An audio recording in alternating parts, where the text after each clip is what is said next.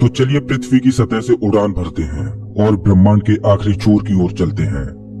जैसे जैसे हम पृथ्वी की सतह से ऊपर उठते जा रहे हैं, वैसे वैसे हमें पृथ्वी की सतह ब्लू स्फीयर की तरह दिखने लगी है। यह है इंटरनेशनल स्पेस स्टेशन, इंसानों द्वारा स्पेस में बनाई गई सबसे बड़ी चीज। ये 27,580 किलोमीटर प्रति घंटे की रफ्तार से पृथ्वी के चक्कर काट रहा है, जो कि पृथ्वी की सतह से लगभग 400 किलोमीटर ऊपर है, और ये 24 घंटे में लगभग 16 बार पृथ्वी के चारों ओर घूम जाता है। जैसे ही हम इंटरनेशनल स्पेस स्टेशन से और ऊपर जाते हैं, तो हमें इंसानों द्वारा बनाई गई कुछ और चीजें दिखाई देती हैं। सैटेलाइट्स। अंतरिक्ष में इंसानों द्वारा भेजी गई हजारों सैटेलाइट्स पृथ्वी का चक्कर काट रही हैं। सैटेलाइट्स का अंतरिक्ष में एक जाल सा बिछा हुआ है। चलिए और ऊपर चलते हैं। इतने ऊपर से पृथ्वी का नजारा तो देखिए, कितना खूबसूरत लग रहा है हमारा ये नीला ग्रह। हम पहुंच चुके हैं चांद के पास। हमसे पहले यहाँ पर 12 एस्ट्रोनॉट्स आ चुके हैं, जिनमें नील आर्मस्ट्रांग पहले व्यक्ति थे जो इसकी सतह पर उतरे थे, और उनके पैरों के निशान आज भी चांद की सतह पर देखे जा सकते हैं। चांद पर कोई वायुमंडल नहीं है, इस वजह से ये निशान सदियों तक ऐसे ही बने रहेंगे। हम अभी अपने घर से लगभग 4 लाख किलोमीटर दूर हैं, और चंद्रमा से हमारा ग्रह कुछ इस तरह का दिखाई देता है। ऐसा लग रहा है जैसे अंतरिक्ष में एक ब्लू मार्बल रखी हो। चांद की सतह एक बैटल फील्ड की तरह लग रही है, जिसने पिछले अरबों सालों से कॉमेट्स और एस्ट्रॉइड्स की मार को झेला है। चांद का कोई वायुमंडल नहीं है जो कि कॉमेट्स या एस्ट्रॉइड्स को स्पेस में ही जला दे। सौभाग्य से हमारी पृथ्वी का वायुमंडल है जो हमें स्पेस से आने वाले खतरों से बचाता है। चलिए अंतरिक्ष में एक लंबी छलांग लगाते हैं। ये है हमारे सौर मंडल का सबसे चमकीला ग्रह वीनस। इसको पृथ्वी की छोटी बहन बोला जाता है, क्योंकि ये पृथ्वी की ही तरह रॉकी प्लैनेट है, जिसकी ग्रेविटी लगभग पृथ्वी के ही समान है। लेकिन ये ग्रह एक नर्क की तरह है, क्योंकि इस पर होती है भयंकर बारिश, पानी की नहीं बल्कि एसिड की। इसके एटमॉस्फेयर में जो बादल दिखाई दे रहे हैं वो सल्फ्यूरिक एसिड के हैं। हमारे सौर मंडल में सिर्फ वीनस ही एकमात्र ऐसा ग्रह है जिस पर सबसे ज्यादा ग्रीन हाउस इफेक्ट होता है। सूर्य की गर्मी इस पर आती तो है, लेकिन वापस नहीं जा पाती, जिस वजह से हीट इसके एटमॉस्फेयर के अंदर ट्रैप होकर रह जाती है। यही कारण है कि शुक्र ग्रह हमारे सौर मंडल का सबसे गर्म ग्रह है, जिसका तापमान 465 डिग्री सेल्सियस है।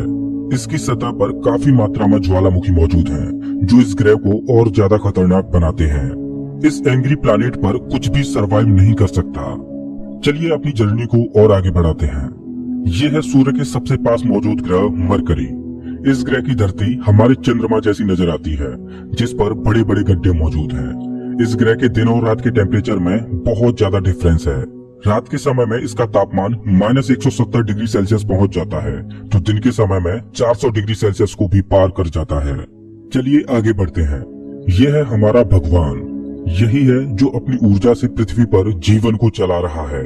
अगर ये ना होता तो हम ना होते। पृथ्वी से लगभग 150 मिलियन किलोमीटर दूर मौजूद ये तारा इतना बड़ा है कि इसमें लाखों पृथ्वियां समा जाएं। सूर्य इतना भारी है कि इसकी ग्रेविटी पूरे सोलर सिस्टम को कंट्रोल कर रही है। इससे निकलने वाली लपटें इतनी बड़ी होती हैं कि सूर्य की सतह से हजारों किलोमीटर ऊपर तक चली जाती हैं। चलिए अपनी यात्रा को आगे बढ़ाते हैं। ये है पृथ्वी का सबसे नजदीकी ग्रह मंगल। इसकी धरती लाल है, इस वजह से इसे लाल ग्रह भी बोला जाता है। वैज्ञानिक मंगल ग्रह के बारे में जानने के लिए बड़े ही उत्सुक हैं, क्योंकि वैज्ञानिक कहीं न कहीं ये अनुमान लगाते हैं कि मंगल ग्रह हमारा पास्ट है। वैज्ञानिक मानते हैं कि अतीत में मंगल की धरती पर जीवन फला फूला होगा। मंगल की धरती पर भी सागर मौजूद थे, नदियां मौजूद थीं, इसका खुद का एक एटमॉस्फेयर था। लेकिन आज ये ग्रह वीरान और बंजर पड़ा है। आज वैज्ञानिक इस ग्रह पर सूक्ष्म रूप में ही सही बैक्टीरिया के रूप में जीवन खोजने में जुटे हैं, और वैज्ञानिक इस ग्रह पर भविष्य में बस्तियां बसाने की सोच रहे हैं। अगर हम मंगल पर आए हैं तो हम इसे कैसे मिस कर सकते हैं। यह है ओलंपस मॉन्स, एक प्राचीन ज्वालामुखी। मंगल की धरती पर ज्वालामुखी से बना ये पहाड़ पृथ्वी की सबसे ऊंची चोटी माउंट एवरेस्ट से भी लगभग 3 गुना ऊंचा है, और ये हमारे सोलर सिस्टम की सबसे ऊंची चोटी है। अगर मंगल की धरती से हम अपने ग्रह पृथ्वी को देखें तो ये कुछ इस तरह की दिखाई देती है। अब आगे की यात्रा थोड़ी सी डरावनी होने वाली है, क्योंकि अब हम एस्ट्रॉइड बेल्ट में प्रवेश कर रहे हैं, जो कि मंगल और बृहस्पति ग्रह के बीच मौजूद है। इसमें मौजूद हैं बड़ी बड़ी और विशालकाय चट्टानें, जो कि सूर्य के चारों ओर घूम रही हैं। इस एस्ट्रॉइड बेल्ट में इतनी बड़ी बड़ी चट्टानें मौजूद हैं कि अगर ये सब आपस में मर्ज हो जाएं, तो इनसे एक बड़े ग्रह का निर्माण हो सकता है। इस बेल्ट में इतने बड़े बड़े एस्ट्रॉइड्स मौजूद हैं कि इन पर एक बड़ा शहर बसाया जा सके। जैसा कि हम जानते हैं कि 4.5 बिलियन साल पहले हमारे सौर मंडल में ग्रह बने, लेकिन एस्ट्रॉइड बेल्ट में मौजूद ये मलबा जैसा का तैसा रह गया। एस्ट्रॉइड बेल्ट में मौजूद मलबा एक प्लैनेट बन सकता था, लेकिन एक बड़ी शक्ति ने इस मलबे को प्लैनेट नहीं बनने दिया, और वो शक्ति थी जुपिटर। जुपिटर की हाई ग्रेविटी ने एस्ट्रॉइड बेल्ट के एस्ट्रॉइड्स को प्लैनेट नहीं बनने दिया। जुपिटर हमारे सोलर सिस्टम का सबसे बड़ा प्लैनेट है और इसके ढेर सारे चंद्रमा हैं। ये इतना बड़ा है कि हमारे सोलर सिस्टम के अन्य सभी प्लैनेट्स को मिलाकर भी इतना बड़ा ग्रह नहीं बनाया जा सकता। ये है जुपिटर का ग्रेट रेड स्पॉट। ये लाल धब्बा जुपिटर की सतह पर सदियों से चला आ रहा है। ये एक विशाल तूफान है। ये रेड स्पॉट इतना बड़ा है कि इसमें 3 पृथ्वियां आ जाएं। जुपिटर एक गैसीय प्लैनेट है, इस वजह से इसकी सतह पृथ्वी की तरह ठोस नहीं है। अगर आप जुपिटर की सतह पर उतरे तो आप इसकी सतह पर खड़े नहीं हो सकते, बल्कि सीधे इसके अंदर चले जाओगे। जुपिटर जितना वायलेंट और विनाशकारी है, वहीं इसके चंद्रमा जीवन के पनपने के लिए आइडियल साबित होते हैं। जुपिटर के दर्जनों चंद्रमाओं में से एक है यूरोपा, जो कि पूरी तरह बर्फ की मोटी चादर से ढका हुआ है। वैज्ञानिक मानते हैं कि यूरोपा की सतह पर जमी हुई बर्फ के नीचे पानी तरल रूप में मौजूद है। इस पर पानी का तरल रूप में होना जीवन के होने की संभावनाओं को बढ़ा देता है। हमारे सोलर सिस्टम में बृहस्पति ग्रह के चंद्रमा यूरोपा पर वैज्ञानिक जीवन होने की प्रबल संभावनाएं जताते हैं। हमारा अगला पड़ाव है हमारे सौर मंडल का सबसे खूबसूरत प्लैनेट सैटर्न। शनि ग्रह के छल्ले इसकी सुंदरता में 4 चांद लगाते हैं, जो कि इसकी सतह से लाखों किलोमीटर ऊपर तक फैले हैं। शनि ग्रह को अपने सोलर सिस्टम का ताज माना जाता है। ये है शनि ग्रह का एक चंद्रमा टाइटन। इसका खुद का एक एटमॉस्फेयर है, इस पर हवा है, बारिश होती है, यहाँ तक कि इस पर ऋतुएं भी बदलती हैं। इस पर नदियां और सागर मौजूद हैं। ये चंद्रमा देखने में लगभग पृथ्वी की ही तरह है, लेकिन इस पर जो नदियां और सागर हैं वो पानी के नहीं बल्कि लिक्विड नेचुरल गैस के हैं। अगर हम किसी भी तरह इस नेचुरल गैस को पृथ्वी पर ला पाएं, तो ये इतनी ज्यादा है कि हजारों सालों तक ये हमारे शहरों को रोशन कर सकती है। वैज्ञानिक अनुमान लगाते हैं कि अरबों साल बाद जब सूर्य गर्माने लगेगा और एक रेड जाइंट बन जाएगा, तब टाइटन हैबिटेबल जोन में होगा। उस समय टाइटन पर पृथ्वी जैसी परिस्थितियां मौजूद होंगी। इस वजह से वैज्ञानिक टाइटन को भविष्य की पृथ्वी मानते हैं। अभी हम अपने घर से इतने दूर आ चुके हैं कि यहाँ से हमारी पृथ्वी एक डॉट की तरह दिखाई देती है। अब जैसे जैसे हम अंतरिक्ष की गहराई में और आगे बढ़ते जाएंगे, वैसे वैसे पृथ्वी हमारी आंखों से ओझल होती जाएगी। हमारा अगला पड़ाव है यूरेनस। प्राचीन समय में यूरेनस और नेपच्यून के बारे में कोई भी जानकारी नहीं थी, जब तक कि टेलीस्कोप का आविष्कार नहीं हुआ। हमारी सौर व्यवस्था का सबसे आखिरी प्लैनेट है नेपच्यून। हमारा सोलर सिस्टम बहुत बहुत बड़ा है, लेकिन नेपच्यून के बाद भी हमारा सोलर सिस्टम खत्म नहीं हो जाता। अपने सोलर सिस्टम की गहराई में हम आगे बढ़ते हैं तो हम पहुंच जाते हैं कुइपर बेल्ट में, जो पिछली एस्ट्रॉइड बेल्ट से 20 गुना चौड़ी और 200 गुना ज्यादा फैली है। ग्रहों की लिस्ट से बेदखल किया जाने वाला प्लूटो भी इसी कुइपर बेल्ट का सदस्य है। कुइपर बेल्ट में एस्ट्रॉइड बेल्ट से भी ज्यादा बड़े बड़े ऑब्जेक्ट्स मौजूद हैं, जिनकी खुद की ग्रेविटी की वजह से इनके चंद्रमा भी हैं। चलिए कुइपर बेल्ट को पार करके आगे चलते हैं। हमारी पृथ्वी से 13 बिलियन किलोमीटर दूर ये है सूर्य से सबसे दूर मौजूद ऑब्जेक्ट सेडना।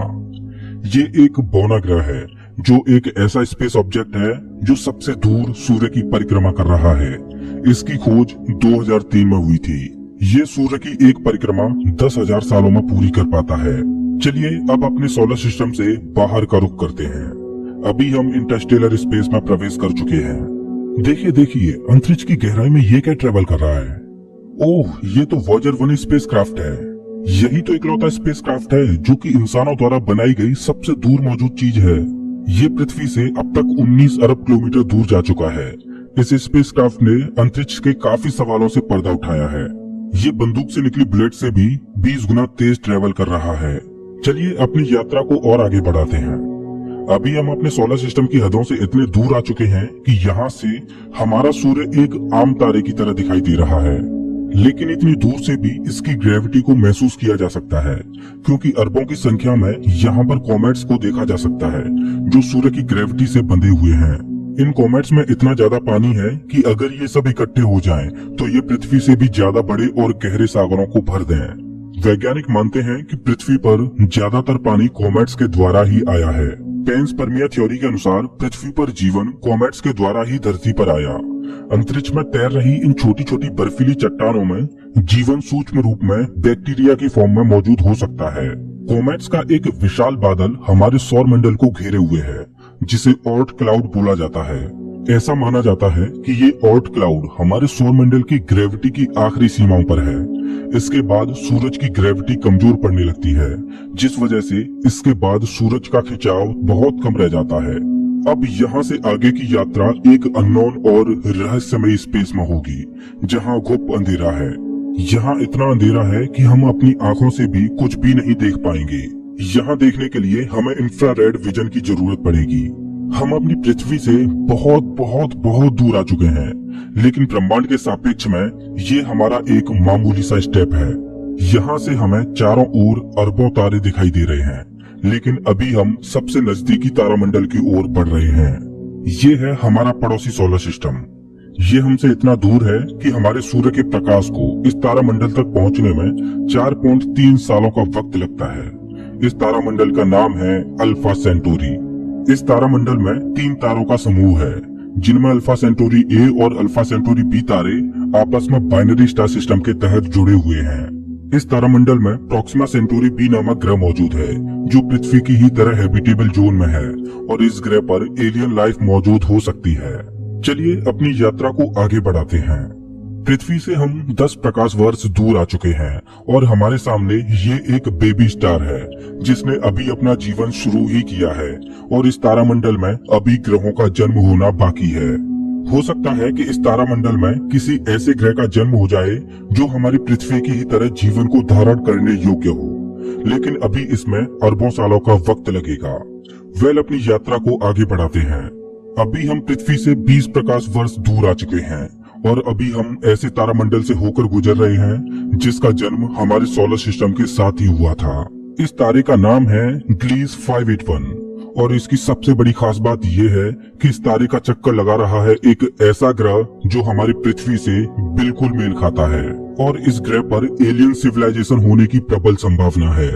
वैसे तो हमारी मिल्की वे गैलेक्सी में अरबों तारे हैं, जिनकी यात्रा करना तो दूर, उनको पूरे जीवन काल में गिनना भी संभव नहीं है। तो चलिए अपनी यात्रा को आगे बढ़ाते हुए मिल्की वे गैलेक्सी से बाहर निकलते हैं। ये है हमारी मिल्की वे गैलेक्सी, जो अरबों तारों का घर है, जिनमें से हमारा सूर्य भी एक है। ये गैलेक्सी इतनी विशाल है कि अगर इसके एक छोर से प्रकाश ट्रेवल करे तो लाइट को भी इसके एक छोर से दूसरे छोर तक पहुंचने में 1,05,700 सालों का समय लगेगा। लेकिन ब्रह्मांड में मौजूद बड़ी बड़ी विशालकाय गैलेक्सियों के सामने हमारी गैलेक्सी कुछ भी नहीं। यूनिवर्स में मिल्की वे से भी कई गुना बड़ी गैलेक्सियां मौजूद हैं। तो चलिए अपने सोलर सिस्टम और अपनी गैलेक्सी को पीछे छोड़ते हुए इंटर गैलेक्टिक स्पेस में प्रवेश करते हैं। इंटर गैलेक्टिक स्पेस में प्रवेश करके हमें दूर दूर तक अरबों गैलेक्सियां दिखाई दे रही हैं, लेकिन ये सभी गैलेक्सियां झुंड में हैं और ये है हमारी गैलेक्सियों का झुंड, जिसमें हमारी गैलेक्सी मिल्की वे और अन्य पड़ोसी गैलेक्सियां मौजूद हैं। गैलेक्सियों के इस छोटे से झुंड को लोकल ग्रुप बोला जाता है। गैलेक्सियों का ये लोकल ग्रुप 10 मिलियन प्रकाश वर्ष में फैला हुआ है। जैसे जैसे हम अपनी यात्रा को आगे बढ़ाते जा रहे हैं, वैसे वैसे हमें अन्य गैलेक्सियों के झुंड दिखाई देते जा रहे हैं और उनमें भी हमारे लोकल ग्रुप की तरह गैलेक्सियां मौजूद हैं। गैलेक्सियों के कई लोकल ग्रुप्स को मिलाकर एक सुपर क्लस्टर बनता है। अभी हमारे सामने जो मौजूद है वो है वर्गो सुपर क्लस्टर। इसी वर्गो सुपर क्लस्टर में हमारी गैलेक्सियों का लोकल ग्रुप भी शामिल है और हमारी गैलेक्सियों का लोकल ग्रुप इस छोटे से पैच में है। अभी हम अपने घर से इतने दूर आ चुके हैं कि यहाँ से हम अपने सूर्य को तो छोड़ो, यहाँ तक कि अपनी गैलेक्सी को भी छोड़ो, हमारी गैलेक्सियों का लोकल ग्रुप ही एक छोटे से पैच के समान दिखाई दे रहा है। कितना विशाल है ना वर्गो सुपर क्लस्टर। इस वर्गो सुपर क्लस्टर में 100 से ज्यादा गैलेक्सियों के लोकल ग्रुप शामिल हैं और ये 110 मिलियन प्रकाश वर्ष में फैला हुआ है। चलिए अपनी यात्रा को और आगे बढ़ाते हैं। अरे ये क्या, जैसे जैसे हम आगे बढ़ते जा रहे हैं वैसे वैसे हमें वर्गो सुपर क्लस्टर जैसे अनगिनत सुपर क्लस्टर्स दिखाई दे रहे हैं। इस सुपर क्लस्टर्स के समूह को नाम दिया गया है लेनिया सुपर क्लस्टर और हमारा वर्गो सुपर क्लस्टर यहाँ पर है, एक छोटे से पैच के समान, जिसमें हमारी गैलेक्सियों का लोकल ग्रुप एक डॉट की तरह भी दिखाई नहीं दे रहा। ये लेनिया सुपर क्लस्टर 520 मिलियन प्रकाश वर्ष में फैला हुआ है, जिसमें लाखों वर्गो सुपर क्लस्टर्स जैसे सुपर क्लस्टर्स मौजूद हैं। चलिए अपनी यात्रा को और आगे बढ़ाते हैं। जैसे जैसे हम आगे बढ़ते जा रहे हैं, वैसे वैसे लेनिया सुपर क्लस्टर भी छोटा होता जा रहा है और इतनी दूर से देखने पर लेनिया सुपर क्लस्टर भी एक छोटे से पैच की तरह दिखाई दे रहा है। ओह माय गॉड, मेरा तो दिमाग ही घूम गया। खैर, अपनी यात्रा को और आगे बढ़ाते हैं। यह है हमारा ऑब्जर्वेबल यूनिवर्स, जिसमें हमारा लेनिया सुपर क्लस्टर एक छोटे से डॉट की तरह मौजूद है। लेकिन क्या यही हमारी यात्रा खत्म हो जाती है? क्या इतना ही बड़ा है ब्रह्मांड? जैसा कि मैंने अभी बोला, ये है ऑब्जर्वेबल यूनिवर्स, यानी ज्ञात ब्रह्मांड। ब्रह्मांड के बारे में हम जो भी जानते हैं वो केवल यहीं तक जानते हैं। हो सकता है कि ब्रह्मांड का विस्तार आगे भी हो, जो अनंत तक चलता जा रहा हो, लेकिन वहां से हम तक कोई प्रकाश ही नहीं पहुंच पा रहा हो, जिससे हमें ऑब्जर्वेबल यूनिवर्स के बाहर का भी पता चल सके। वैज्ञानिक ये भी अनुमान लगाते हैं कि हो सकता है कि हमारे यूनिवर्स जैसे असंख्य यूनिवर्स और मौजूद हो सकते हैं, जिनमें हमारा ये ब्रह्मांड एक विशाल सागर में एक छोटी सी बूंद के समान हो। खैर, मल्टीवर्स यानी एक से ज्यादा ब्रह्मांडों का अस्तित्व है कि नहीं, ये कोई नहीं जानता, और ना ही हमारे पास मल्टीवर्स यानी महाब्रह्मांड के कोई सबूत हैं। लेकिन ये तो तय है कि ऑब्जर्वेबल यूनिवर्स ही ब्रह्मांड का अंत नहीं हो सकता। इसके बाहर भी कुछ न कुछ मौजूद है, जिसका हमें कोई भी ज्ञान नहीं। लेकिन वो क्या हो सकता है? हो सकता है कि हमारा ऑब्जर्वेबल यूनिवर्स भी महाब्रह्मांड में एक छोटे से पैच के समान हो। दोस्तों, आपकी ब्रह्मांड के आखिरी छोर तक की यात्रा कैसी रही? प्लीज कमेंट बॉक्स में जरूर बताएं। अगर आपको ये वीडियो पसंद आया हो तो इसे लाइक करें और ऐसे ही मजेदार वीडियोज के लिए चैनल को सब्सक्राइब करें, साथ ही बेल आइकन दबाएं।